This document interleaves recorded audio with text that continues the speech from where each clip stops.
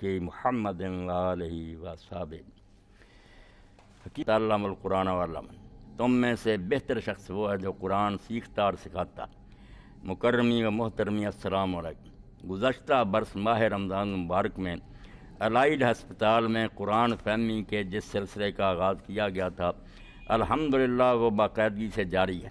ماہ نزول قرآن کی بابرکت ساعتوں میں اسی سلسلے کی 13ویں محفل انشاءاللہ العزیز مؤرخہ 3 نومبر جو آ رہا 2004 بروز بدھ دوپہر 12:30 بجے CPC روم آپریشن تھیٹرز میں منعقد ہو رہی ہے، جس میں ممتاز عالم دین مولانا محمد اسحاق صاحب لیکچر دیں گے اور سوالوں کے جواب دیں گے۔ آپ سے اس علمی اور فکری محفل میں شرکت کی پرزور اپیل کی جاتی ہے۔ موضوع حضرت لقمان کی اپنے بیٹے کو نصیحت، سورہ لقمان دوسرا رکوع۔ الداعی الی الخیر professor doctor AG Rehan, principal Punjab medical college. Note: نماز ظہر محفل کے اختتام پر جامع مسجد ڈاکٹرز ہاسپٹل میں باجماعت ادا کی جائے گی۔ تو 3 نومبر کو انشاءاللہ بدھ کے دن 12:30 بجے CPC روم میں میرا درس ہو رہا سورہ لقمان کے بارے میں۔ کوشش کریں دوست کہ اس میں شریک ہوں۔ اللہ ڈاکٹر صاحبان کو بھی اجر دے، مزید توفیق دے کہ یہ سلسلہ جاری رکھیں۔ اپنے کام کے ساتھ ساتھ اگر کوئی اللہ کے دین کا خیال رکھتا تو بہت مبارک ہے، اس کے لیے دعا کرنی چاہیے کہ اللہ اس کو اور اس کی توفیق بخشے۔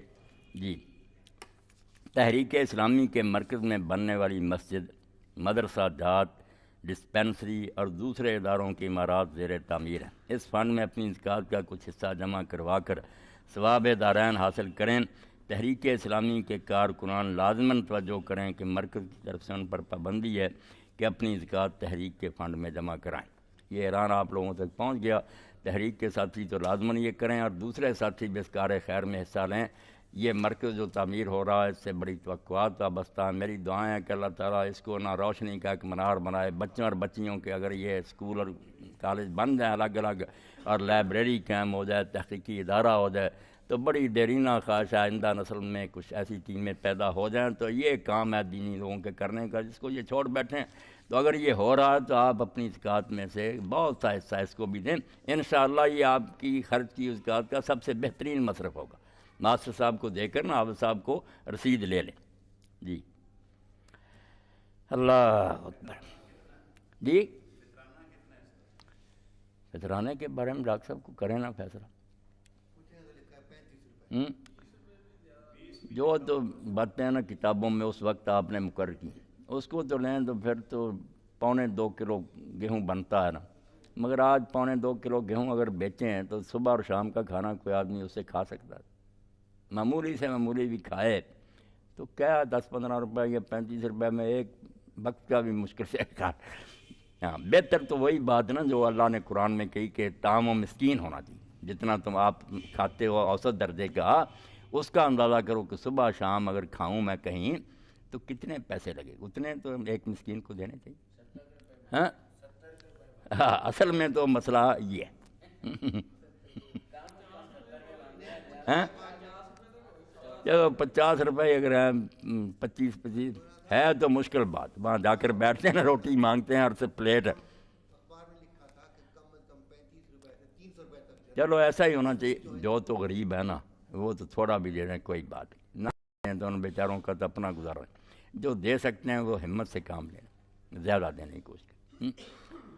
اب رانا شوکت صاحب نے دیکھا نا، انہوں نے پوچھا تھا کہ یہ فدیہ جو ہے روزوں کا، بیمار ہے نا، اٹیک ہوا اس کو 2 مرتبہ، تو میں نے کہا بھائی جتنا تم کھاتے ہو نا صبح شام، اس نے پھر خود ہی نا روتائی صاحب 200 روپے ایک دن کا اور 6000 روپے 30 دنوں کا دے دیا۔ اللہ نے انہوں دیا، یہ جیلرز ہیں تو چلو ہمت کی بات ہے، جتنا کوئی دے گا اس کے لیے نفع ہی نا، کوئی زائد نہیں ہوگا، اللہ کے بینک میں چلا جائے۔ ویسے مسئلے کی حد تک تو یہی بات کہ گندم جو ہے وہ 2.25 کلو جاتا۔ جی، ابھی سے دیا جائے، اگر کوئی غریب نظر آتا دے دیں، عید کے دن کا نا انتظار کریں، دے دیں۔ 2.5 کلو تو دوسری جنسوں میں سے ہے نا، گندم جو ہے نا اس کا صحیح یہی ہے کہ نصف سا ہے، اعلیٰ 2 جو ہے نا سا، یہی آپ نے پڑھا حدیثوں میں یہی آتا۔ ہاں جی، اور کوئی بات ہے تو پوچھ لیں۔